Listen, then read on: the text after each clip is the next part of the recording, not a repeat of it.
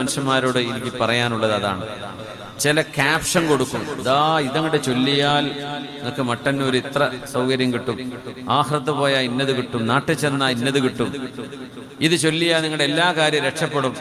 അത് തുറന്നു നോക്കി ആ സംഗതിയിൽ പറയുന്നുണ്ടാവില്ല. അപ്പോൾ അടച്ചോനെ പറ്റിക്കലായാലും ഒരു 30 മിനിറ്റ് കേട്ടു നോക്കുമ്പോൾ 1 മണി ആ പറഞ്ഞ വിഷയം ഈ എഴുതിയ പോയിന്റ് തമ്മിൽ ഒരു ബന്ധം ഉണ്ടാവില്ല. അപ്പൊ എന്തിനാണെന്നറിയോ? ആൾക്കാരെ പറ്റിക്കാൻ വേണ്ടി.